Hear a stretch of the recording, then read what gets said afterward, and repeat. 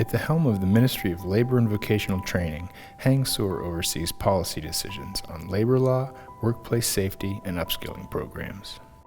We sat down with the new minister to discuss Cambodia's role in regional supply chains, the challenges and opportunities of labor migration, and the government's ambitious plan to prepare 1.5 million Cambodians to compete in a rapidly changing market.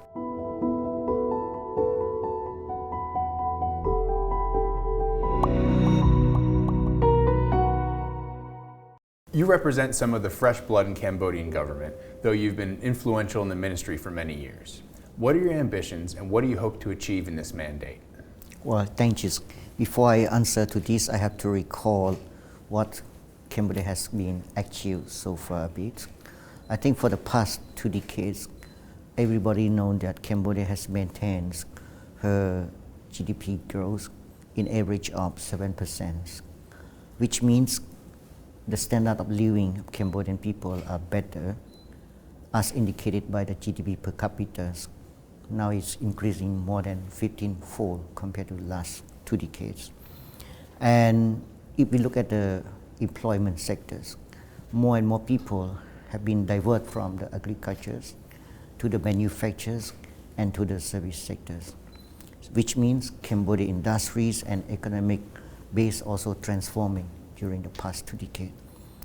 So I'm very grateful to the leaders of the governments and also grateful to our peoples and also our investors who join efforts with the government policy, and we successfully achieved such a great economic growth in the past. But what is our ambitions for this new mandate?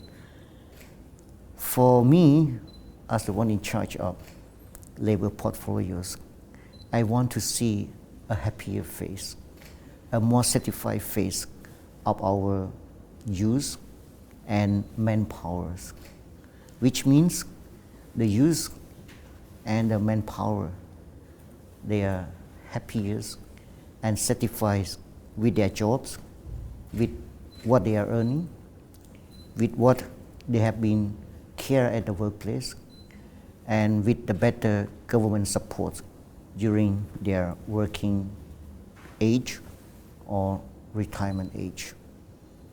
And for the employer and investor, I wish to see their happier face and satisfied as well.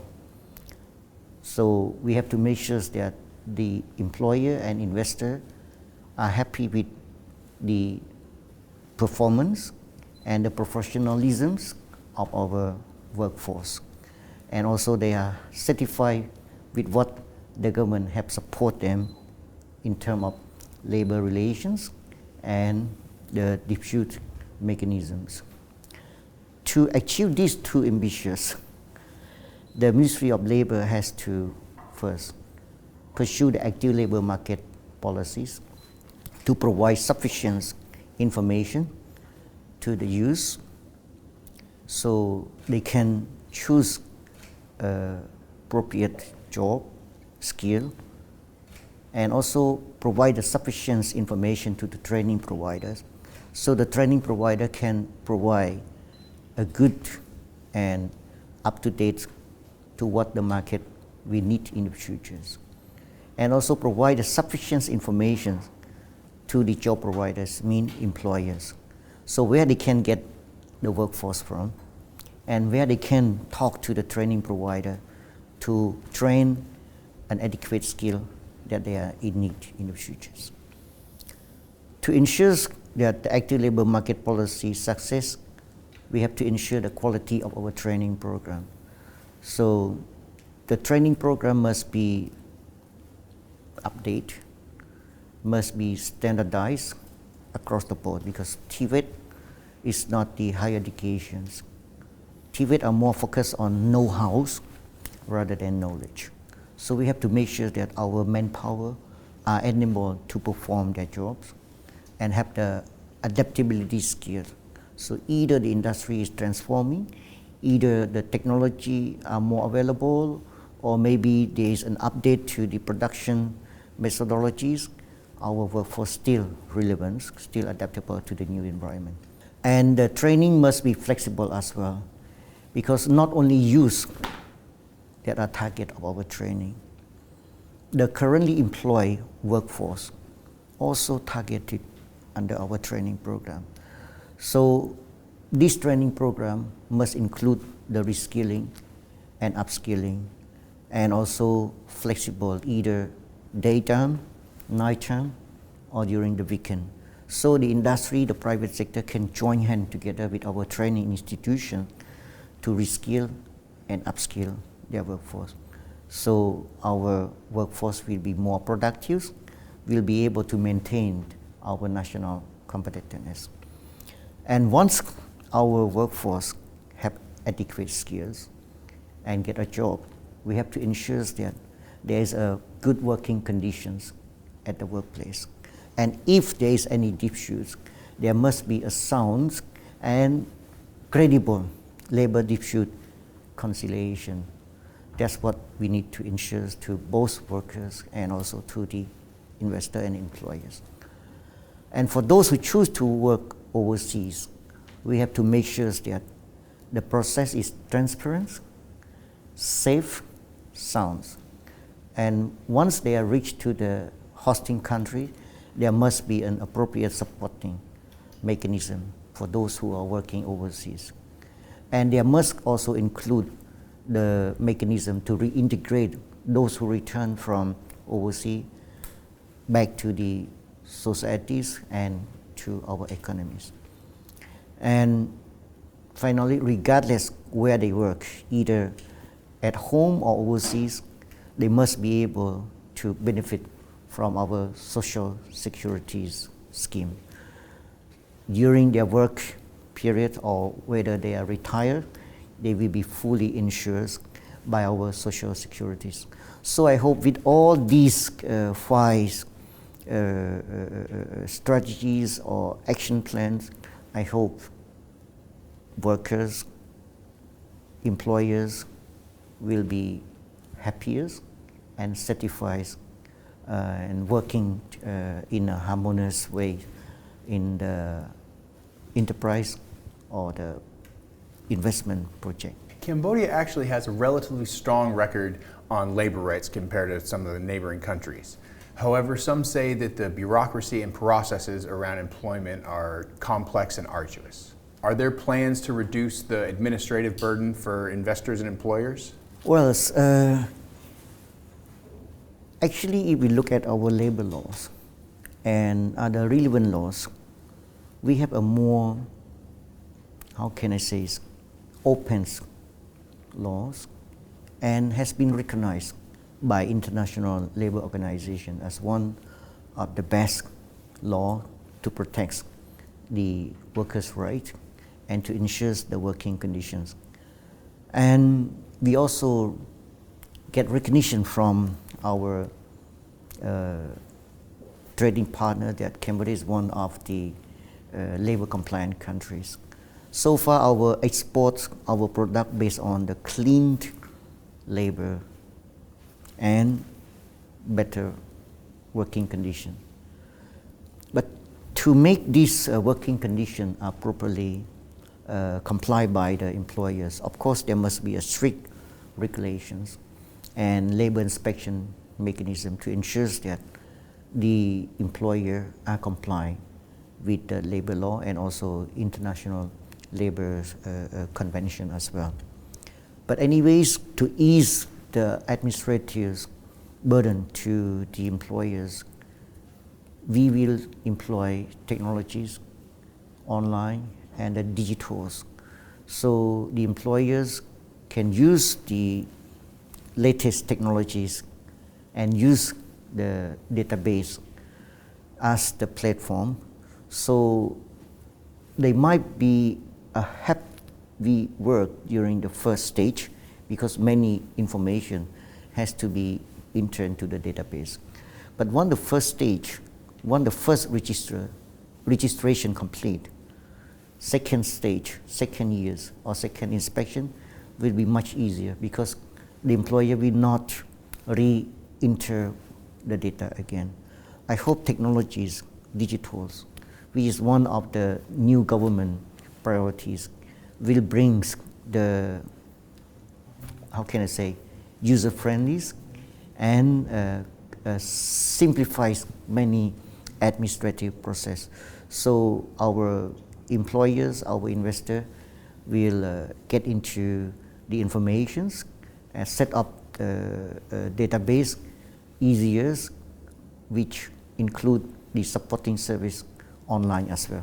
The 2023 Pentagonal Strategy speaks of the need to increase the technical and vocational skills of Cambodians in the coming years. Can you share some of the main strategies to upskill the workforce? Well, if we look at the Pentagon Strategy Phase 1, skills and productivity improvement is a must to ensure that Cambodia maintains its economic growth. And also, it's also the solutions to the graduations from less developed country status in 2027. So, to make our skill development relevant and become the supporting tool to the economic growth and answer to the need of the private sectors, government has put an ambitious figure by training 1.5 million youth, especially those who from the poor household. They will be trained in the very prioritized sectors and skills that are highly needed in the markets. And we will do the periodically surveys among the private sectors and also the potential investor to know the future needs of the skill. So we hope that this 1.5 million training programs will be an answer not only to the poverty alleviations, but also to the need of the private sector as well as to the need of the economies. And in addition to the vocational training, we also work with the other ministries to ensure that we will be able to produce a reasonable number of middle skills and also high skilled manpower. Ministry of Labor is focusing on vocational school, vocational training, and diploma, and also applied engineering.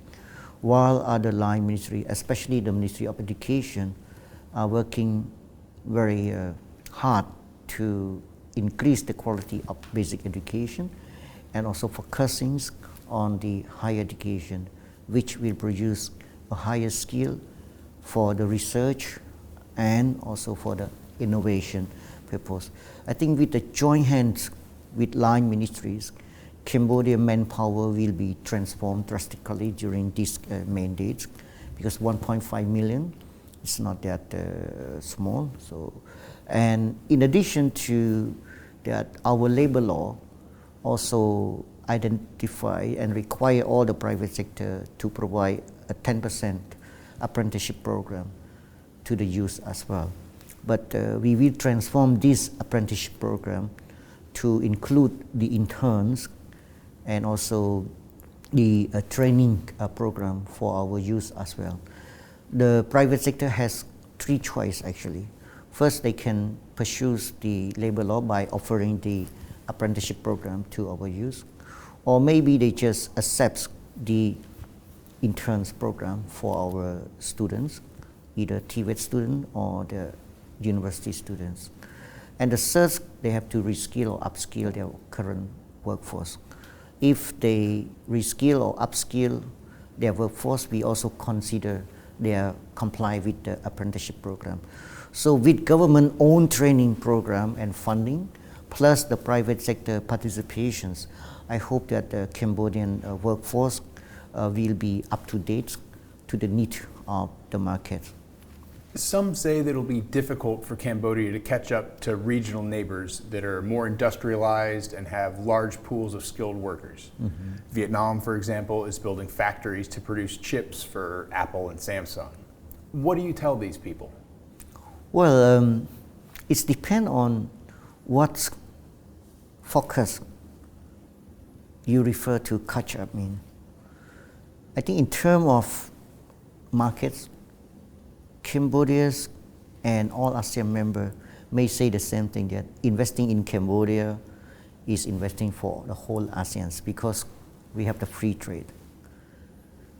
So market is not the problem, but of course the number of workforce can be the questions.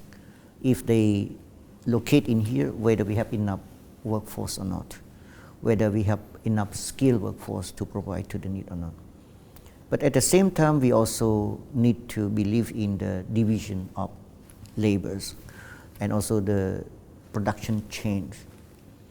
I don't think all the production will put into one basket. For example, in one neighbor country, because Cambodia is in between Vietnam and Thailand.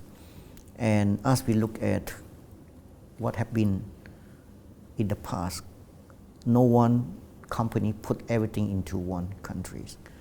So our neighbor might be the main production size for the key components, but Cambodia can be the production side to supply the accessories, to supply the spare part and other supporting to those main productions. So I don't think Cambodia will be in disadvantage because of the relocation of some industries from China or from other countries to ASEAN. What we need to tell our investors is that Cambodia is in the strategic locations. We are in between Thailand and Vietnam. And also we based on the labor compliance. We based on the green energy and sustainable development, which has been recognized by our trading partner. So based on the government's effort to upgrade our skill and our commitment to the labor compliance, to the green or clean energies, and to support the green jobs, I hope the other industries that are focusing on not only the labor cost, not only about the productivities, they might count on Cambodia. That's why when people talk about the advantage of Cambodia against other country, I think we have to look at the investor perspective as well. If the investor just look at the production cost, if the investor just look at the scale of the workforce, then maybe it's very hard for Cambodia to say that. But if the investor also looking for the good sourcing country, good compliance, I think Cambodia is one of the attractive destination for those investors. And again, Cambodia is not in stagnant. We are more, how can I say, proactive, and we will keep in customize our policy to support a particular investor that are in need of support. For example, lately government also introduced the specialized industry zones or specific countries special economic zone, which our trading partner can join hand and focus on a particular, and government will provide all the necessary support, including the skills and the infrastructures for them as well. So I'm sure that Cambodia still have a good advantage once we have a chance to talk to our investors. While vocational training and technical upskilling has been given a priority status in the new government, the topic has been discussed for a long time. What lessons have been learned, and what do you see as the key challenges moving forward?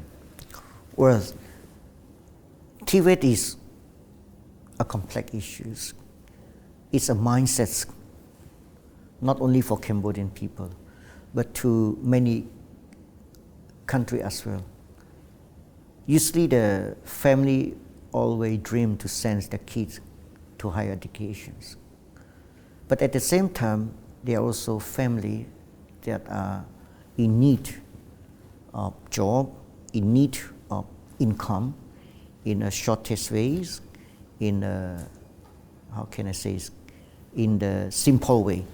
So TVET is always considered as the shortest mean and effective way to support those who are in need of job and income immediately. Anyway, the image of the TVET is still not attractive enough to attract the people, and TVET always consider as the dead ends. It means once you walk into the TVET pathway, you might not be able to continue your education. But in this, we are changing, we are transforming. Even you are entering into TVET, it's not the end. You will be able to continue your education as long as you wish after you get the job. So this kind of change and update must be actively informed to the public, particularly to the youth. So they will choose TVET as the pathway. At the same time, we have to work with the private sector to differentiate what is the person without training and those with the training.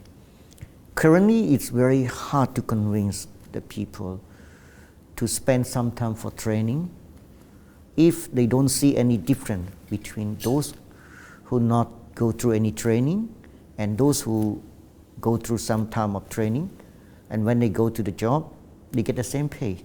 So we have to work on the, how can I say, environment or supporting our policy to make TVET more attractive and raising awareness to the public, especially the youth and the parents, that TVET is always the lifelong learning or lifelong education, is not end. And pursuing TVET is the smart way. Mean you get a job, you get income, and you still be able to continue your studies when you think you are ready to continue.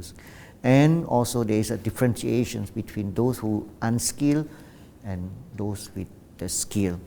So we will work together with the stakeholders to highlight these new strategies or new information that the public, especially the youth, will take note and join the TVET system. Very good, very good. There's a number of industries that have existing footholds in Cambodia, notably agriculture and light manufacturing. Are there plans to upskill within these industries? Well, like I said, that if we look at the industrial development plans and also look at the government strategic Pentagon strategies, even we are trying to move forward, we are trying to diversify our industries.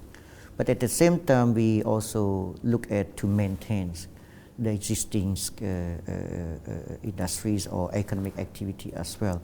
Because even it is light industries or agricultures, but with the new skilled workforce, with the new available technologies, maybe we can raise the value added in that sectors and can link those sectors into more, how can I say, production chain.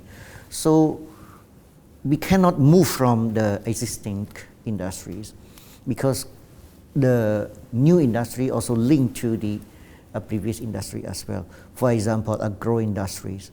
To encourage the agro industry, it means the agriculture sectors must be maintained and have the more productive crop as well. Otherwise, we cannot use those agricultural products to support the industry like food processing or the crop or the fruit processing. For light industry, we can link it to the heavy industries, so it can add on together because light industry also supporting the agriculture. So we will continue to provide the support by introducing the technologies and also providing the training opportunity to the entrepreneurs who are working in the agricultures in the light industry, and also provide the free training if they send their workforce to train in our Tibet institution. Very good. The Pentagonal strategy also focuses on renewable energy. Are there plans to incorporate these renewable energy sectors into upskilling programs?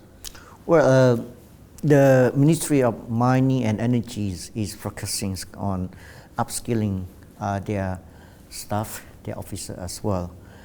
Even the Tibet also providing the electricities and electronic training course. But I think what the Ministry of Mining is doing is they have their own vocational and training school. So I hope it will be enough for them. And at the same time, those BOT projects that Ministry of Energy and Mining is doing is also a good platform to train our Cambodian people to learn from the foreign experts. So once the BOT is complete, I'm sure our officers, our workers in that power station are capable enough to run. As I know now, those BOT project has been reducing their foreign staff, and Cambodian staff are increasingly taking a lead in the production. So we will be able to maintain the running of those power generations by ourselves in the future. Too many well-trained and well-skilled Cambodians leave the country for opportunities abroad. How can you stop this brain drain and skill drain? Well, this is a chicken and egg. And it's always a question asked by not only Cambodians experts, but also many countries. If we look at the phenomenon of migration, it's not only in Cambodia. Even in advanced economy, people always traveling around the world to looking for the better job opportunities or better pays. But we always witness that once they work overseas for some time, they always returning home. Not only return by themselves, but also bringing the technologies and so the industry back to the countries. Let's say in Cambodia, for those who go to Korea, when they back home, they also bring in the technologies and know-how in agriculture. Now I can see in some province, our workers who return from overseas, with the saving that they earn from Korea or Japan, they set up their own farming, but with the greenhouse technologies that they learn while they work overseas. And look at the number of Cambodians who work in Japan or work in Thailand. Once the mini beer or other technology-based industry move to Cambodia, they are now returning to Cambodia. So without overseas markets, while our local labor market is not available, we might not be able to answer to the need of the sector. So we train, but maybe the labor market is not available, so they can go to work somewhere first. So when we have this industry in the countries, they can return home, including the media beers. Now, many Cambodians who go to work in Thailand, they return, they become the supervisors. And Cambodians who used to study and work in Japan, they also return and become the head of the sections in some industry as well. That's why brain drain is depend on our economic growth. Once our economic grows and the labor market is available, I'm sure that our people will return home. And even the industry is not available, but when they work in other countries, it can attract the investor to see the good performance of our workers, so they might reconsider to move their production to Cambodia as well. So for me, I think the phenomenon of migration or moving around is not the issue. Actually, it can be an opportunity for Cambodia as well.